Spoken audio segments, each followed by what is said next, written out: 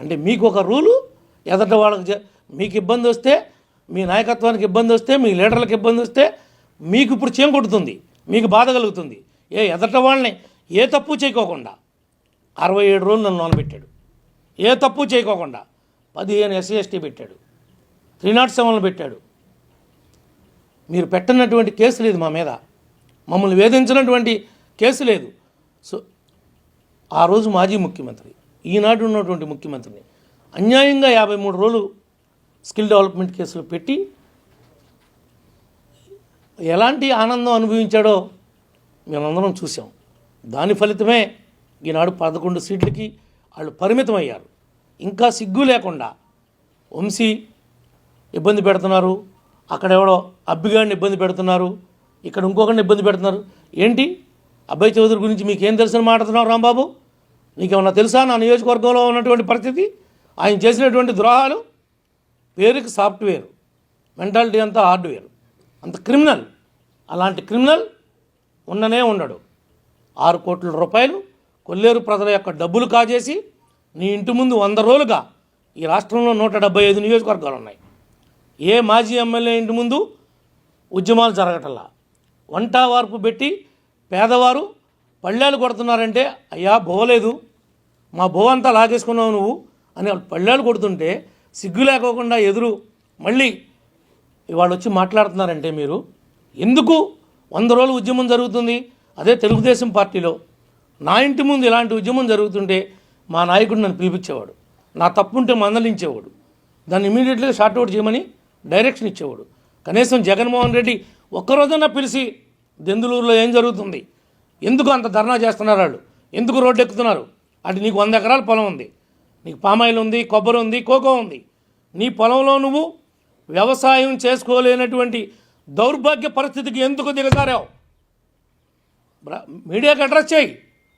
నీవేం తప్పు చేయకపోతే నీ పొలంలో నువ్వు ఎందుకు కోసుకోలేకపోతున్నావు, ఎందుకు నీ పంటను నువ్వు తెచ్చుకోలేకపోతున్నావు, నువ్వు చేసినటువంటి ద్రోహం ఏంటి అని ప్రజలకు సమాధానం చెప్పు. ఏదో మేము పెళ్ళికి వెళ్ళాం, శుభకార్యానికి వెళితే మమ్మల్ని ఇబ్బంది పెట్టేశారు, మా మీద కేసు పెట్టేశారు, ఊరికి నువ్వు శుభకార్యానికి వస్తే ఇబ్బంది పెట్టడానికి మేము ప్రజల్లో తిరగట్లేదా, మేము వెళతలేదా? నీతో పాటు మిగిలిన పార్టీ వాళ్ళు, మేము ఓడిపోయినటువంటి మీ కొలీగ్స్ అందరూ వచ్చారు కదా, ఎవరికే లేదు నీకే ఎందుకు వచ్చింది ఆ సబ్జెక్టు? నిన్ను నన్ను పెళ్ళికి పిలిచాడు. యాక్చువల్గా నన్ను పెళ్ళికి పిలిచినవాడు నీ పార్టీ వాడే. నేను వచ్చా పెళ్ళి ఎవరైతే నిన్ను నన్ను పిలిచారో అతన్ని అడుగుదాం, నీది తప్ప మాది తప్ప. నాది తప్పు అంటే నేను ఇప్పుడే రిజిగ్నేషన్ ఇచ్చేస్తా స్పీకర్ గారి దగ్గరికి వెళ్ళి, నేను ఇంక అసెంబ్లీకి రాను ఈ పీరియడ్లో. నీది తప్పు అంటే నువ్వేం సమాధానం చెప్తావు?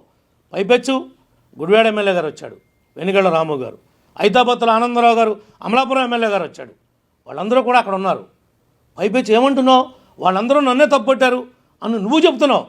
వాళ్ళిద్దరితో చెప్పించు, టీవీలో మీడియా ముందు చెప్పించు, నీ తప్పో నా తప్పో ఏం జరిగిందో పెళ్ళికి పిలిచినతో చెప్పించు.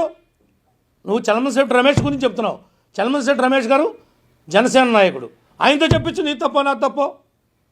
అంబటి అడుగు రమేష్ గారిని, ఎవరు తప్పో, ఎవరు తాగొచ్చారో, ఎవరు అక్కడ ప్రలాపాలు చేశారో, ఎవరు గొడవకి కావాలని పెట్టుకోవడానికి ప్రయత్నం చేశారో. నిజమే కారటం పెడితే దుర్భాషలాడా, తప్పని పరిస్థితుల్లో ఎందుకు ఆడాల్సి వచ్చింది అంటే నువ్వు కారటం పెట్టించి నువ్వు గొడవ పిలుస్తుంటే, అబ్బాయ్యా నువ్వు కాబట్టి మగవాడు రా, నువ్వు పెళ్లి కాడి నుంచి వెళ్ళిపోయిన తర్వాత నేను వెళ్తాను అని పక్కన నుంచోనా? చెప్పురా బాబు, ఏదో నోరు ఉంది కదా అని, చెప్పగలవు కదా అని మీడియా ముందుకు వచ్చి నువ్వు గంట అరగంట అని మాట్లాడేటువంటి వ్యక్తివి నువ్వు కూడా నా క్యారెక్టర్ గురించి మాట్లాడతావా అంటున్నావు. నీ గురించి అందరికీ తెలుసని, నా గురించి నిజంగా తెలుసు. నేను ప్రజల కోసం పాటుపడతానని, కష్టపడతానని, ఆవేశపడతానని, తొందరపాటు ఉందని అని ఈ రాష్ట్ర ప్రజలందరికీ తెలుసు. నువ్వు చెప్పేదేంటి నా గురించి? నా గురించి నాకు తెలుసు, రాష్ట్ర ప్రజానీకానికి తెలుసు, మా పార్టీ వాళ్ళకు తెలుసు, మా కూటమి నాయకులకు తెలుసు. నువ్వు నాకేంటి సర్టిఫికేట్ ఇచ్చేది?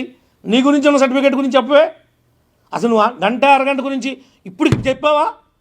ఎందుకు మాట్లాడాల్సి వచ్చిందో, ఎందుకు ఆ విషయం మీద నువ్వు వివరణ ఇవ్వలేకపోయావు? కారణం ఏంటి? నువ్వు నీ మాటలు కావా అవి? నువ్వు మాట్లాడి కావా? ఏ సుఖాన్ని నువ్వు దొరకలేదా నీకు? మాట్లాడడానికి? మా గురించే మాట్లాడుతున్నావు.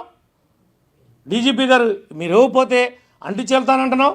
ఆ రోజు నువ్వెందుకు తెలుగుదేశం వాళ్ళు వస్తే రిప్రజెంటేషన్ తీసుకొని ఆపావు? నువ్వు నేర్పిన సంస్కృతే కదా ఇది. నేను చెప్పేది ఏంటంటే మీడియా ద్వారా ఈ రోజున వంశీ కావచ్చు, రేపొద్దున రేపటి రోజు వంతు నానికి రావచ్చు, లేదంటే ఇంకొక ఎల్లయ్యకి రావచ్చు, పుల్లయ్యకి రావచ్చు. 4 రోజులు చట్టాన్ని అమలుపరచటంలో కూటమి వెనక్కుంటే ఉండొచ్చేమో నేను కూడా అంగీకరిస్తున్నా. తొందరపడి దుందుడుకుగా ఏ రకమైనటువంటి చర్యలు చేపట్టడానికి వీల్లేదని ముఖ్యమంత్రి గారు, ఉప ముఖ్యమంత్రి గారు, కేబినెట్ యొక్క వాళ్ళ సహచరులు నిర్ణయాన్ని ఈ ప్రభుత్వం అమలు చేస్తుంది. ఈ ప్రభుత్వం అంటే డీజీపీ గారు కావచ్చు, సిఎస్ గారు కావచ్చు. అంతే తప్ప ఎవ్వడు కూడా తప్పు చేసిన వాడు చట్టం నుంచి తప్పించుకునేటువంటి అవకాశం అనేది ఉండదు అని చెప్పి కూడా ఈ సందర్భంగా మీ అందరూ కూడా మరొక్కసారి తెలియజేస్తా ఉన్నాం.